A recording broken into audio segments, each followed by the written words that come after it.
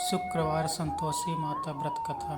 शुक्रवार के दिन माँ संतोषी का व्रत पूजन किया जाता है। इस पूजा के दौरान माता की आरती, पूजन तथा अंत में माता की कथा सुनी जाती है। आइए जाने शुक्रवार के दिन की जाने वाली संतोषी माता व्रत कथा। संतोषी माता व्रत कथा।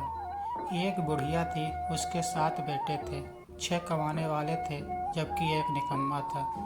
बुढ़िया 6 बेटों की रसोई बनाती, भोजन कराती और उनसे जो कुछ जूठन बचता वह 7वें को दे देती। एक दिन वह पत्नी से बोला, देखो मेरी माँ को मुझ पर कितना प्रेम है। वह बोली, क्यों नहीं, सबका जूठा जो तुम्हें खिलाती है। वह बोला, ऐसा नहीं हो सकता है, मैं जब तक आंखों से न देख लूँ मान नहीं सकता। बहू हंसकर बोली, देख लोगे तब तो मानोगे। कुछ दिन बाद त्योहार आया। घर में 7 प्रकार के भोजन और चूरमे के लड्डू बने। वह जांचने को सिर दुखने का बहाना कर पतला वस्त्र सिर पर ओढ़े रसोई घर में सो गया। वह कपड़े में से सब देखता रहा। 6 भाई भोजन करने आए। उसने देखा माँ ने उनके लिए सुंदर आसन बिछा, नाना प्रकार की रसोई परोसी और आग्रह करके उन्हें जिमाया। वह देखता रहा। 6 भोजन करके उठे तब माँ ने उनकी जूठी थालियों में से लड्डुओं का टुकड़े उठाकर एक लड्डू बनाया। जूठन साफ कर बुढ़िया माँ ने उसे पुकारा, बेटा 6 भाई भोजन कर गए, अब तू ही बाकी है, उठ, तू कब खाएगा। वह कहने लगा, माँ मुझे भोजन नहीं करना, मैं अब परदेश जा रहा हूँ। माँ ने कहा, कल जाता हो तो आज चला जा। वह बोला, हाँ आज ही जा रहा हूँ। यह कहकर वह घर से निकल गया। चलते समय पत्नी की याद आ गई। वह गौशाला में कंडे थाप रही थी। वहां जाकर बोला, हम जावे परदेश आवेंगे कुछ काल, तुम रहियो संतोष से धर्म आपनो पाल।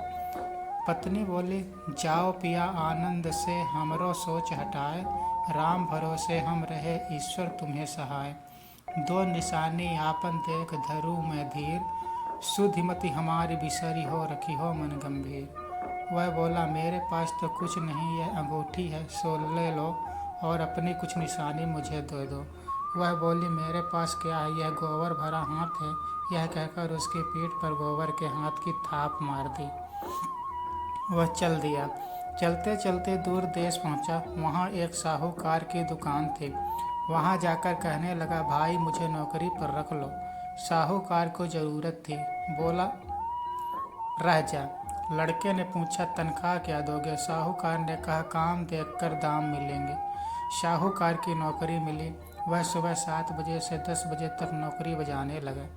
कुछ दिनों में दुकान का सारा लेन देन, हिसाब किताब, ग्राहकों के माल बेचना, सारा काम करने लगा।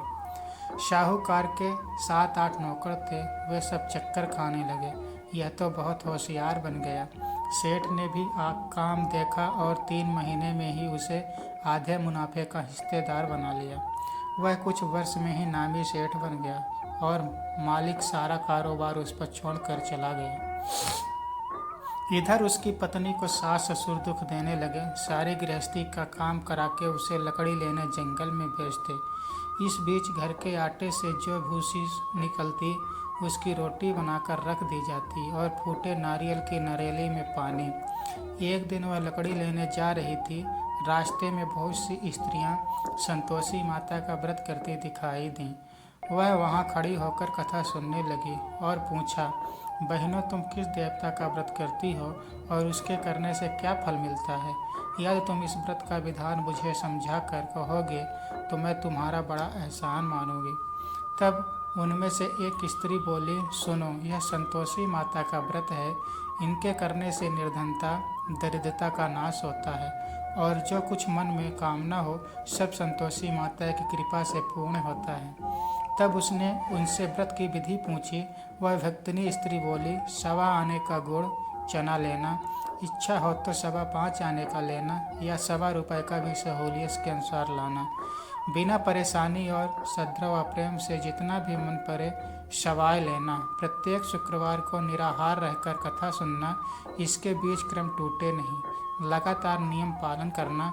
सुनने वाला कोई न मिले तो घी का दीपक जला उसके आगे या जल के पात्र को सामने रख कर कथा कहना। जब कार्य सिद्ध न हो तब तक नियम पूर्वक पालन करना और कार्य सिद्ध हो जाने पर व्रत का उद्यापन करना। 3 मास में माता फल पूरा करती हैं। यदि किसी के ग्रह खोटे भी हो तो माता वर्ष भर में कार्य सिद्ध करती हैं। फल सिद्ध होने पर उद्यापन करना चाहिए, बीच में नहीं। उद्यापन में 2.5 सेर का खाजा तथा इसी परिणाम से खीर तथा चने का साग करना। 8 लड़कों को भोजन कराना। जहाँ तक मिले देवर जेठ भाई बंधु के हो, न मिले तो रिश्तेदारों और पास पड़ोसियों को बुलाना। उन्हें भोजन कराकर यथाशक्ति दक्षिणा दे देना और माता का नियम पूरा करना। उस दिन घर में खटाई न खाना। यह सुन बुढ़िया ने लड़के की बहुत चल दी। रास्ते में लकड़ी के बोझ को बेच दिया और उन पैसों से गुड़ चना ले माता की व्रत की तैयारी कर आगे चली और सामने मंदिर देखकर पूछने लगी, यह मंदिर किसका है? सब कहने लगे, संतोषी माता का मंदिर है। यह सुनकर माता के मंदिर में जाकर चरणों में लौटने लगी। दीन हूँ, विनती करने लगी, माँ मैं निपटक जानी हूँ, व्रत के कुछ नियम नहीं जानती, मैं दुखी हूँ। हे माता जगत जननी, मेरा दुख दूर कर, मैं तेरी शरण में हूँ। माता को दया आई। एक शुक्रवार बीता कि दूसरे को उसके पति का पत्र आया और तीसरे शुक्रवार को उसका भेजा हुआ पैसा आ पहुँचा। यह देख जेठ जेठानी मुँह सिकोड़ने लगे। लड़के ताने देने लगे। काकी के पास पत्र आने लगे, रुपया आने लगा। अब तो काकी की खातिर बढ़ेगी। बेचारी सरलता से कहती, भैया कागज आवे रुपया आवे, हम सबके लिए अच्छा है। ऐसा कहकर आंखों में आंसू भरकर संतोषी माता के मंदिर में या मातेश्वरी के चरणों में गिरकर रोने लगी। माँ मैंने तुमसे पैसा कम मांगा है, मुझे पैसों से क्या काम है? मुझे तो अपने सुहाग से काम है, मैं तो अपने स्वामी के दर्शन मांगती हूँ। तब माता ने प्रसन्न होकर कहा, जा बेटी तेरा स्वामी आएगा। यह सुनकर खुशी से बावली होकर घर में जा काम करने लगी। जब संतोषी माँ विचार करने लगी, इस भोली पुत्री को मैंने कह तो दिया कि तेरा पति आएगा, लेकिन कैसे? वह तो इसे स्वप्न में भी याद नहीं करता। उसे याद दिलाने को मुझे ही जाना पड़ेगा। इस तरह माता जी उस बुढ़िया के बेटे के पास जा स्वप्न में प्रकट हो कहने लगी, साहूकार के बेटे सो रहा है या जागता है? वह कहने लगा, माता सोता भी नहीं जागता भी नहीं, कहो क्या आज्ञा है? माँ कहने लगी, तेरे घर बार कुछ है कि नहीं? वह बोला, मेरे पास सब कुछ है माँ, बाप है बहू है, क्या कमी है? माँ बोली, भोली पुत्र तेरी बहू घोर कष्ट उठा रही है, तेरे माँ बाप उसे परेशान नहीं दे रहे हैं, वह तेरे लिए तरस रही है, तू उसकी सुध ले। वह बोला, हाँ माता जी यह तो मालूम है, परंतु जाऊँ तो कैसे? परदेश की बात है, लेन देन का कोई हिसाब नहीं, कोई जाने का रास्ता नहीं आता, मैं कैसे चला जाऊँ?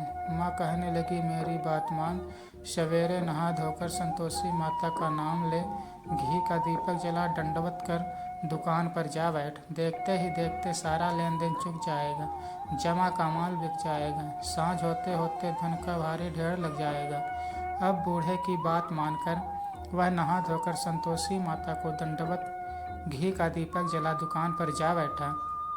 थोड़ी देर में देने वाले रुपए आने लगे, लेने वाले हिसाब लेने लगे। कोठे में भरे सामान के खरीदार नगद दाम के सौदा करने लगे। शाम तक धन का भारी ढेर लग गया। मन में माता का नाम ले चमत्कार देख प्रसन्न हो घर ले जाने के वास्ते गहना कपड़ा सामान खरीदने लगा। यहाँ काम से निपट तुरंत घर को रवाना हुआ। उधर उसकी पत्नी जंगल में लकड़ी लेने जाती है। लौटते वक्त माता जी के मंदिर में विश्राम करती।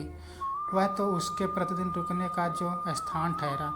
धूल उड़ती देख वह माता से पूछती है, हे माता यह धूल कैसी उड़ रही है? माता कहती है, हे पुत्री तेरा पति आ रहा है, अब तू ऐसा कर लकड़ियों के 3 बोझ बना ले, एक नदी के किनारे रख और दूसरा मेरे मंदिर पर, वह तीसरा अपने सिर पर।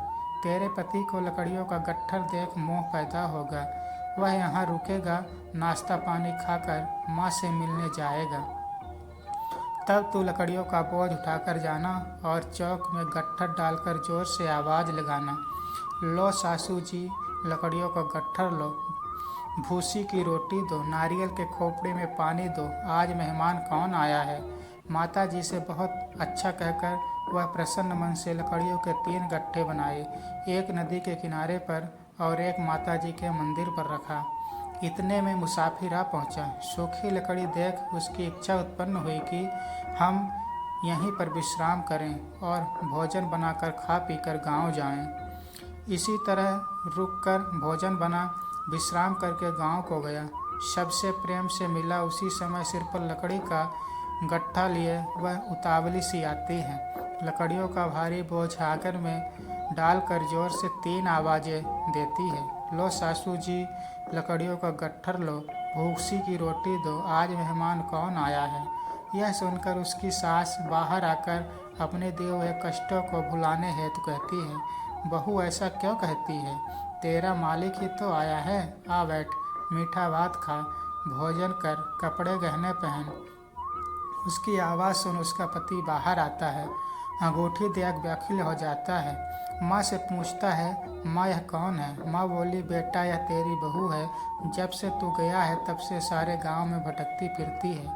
घर का काम काज कुछ करती नहीं, 4 पहर आकर खा जाती है।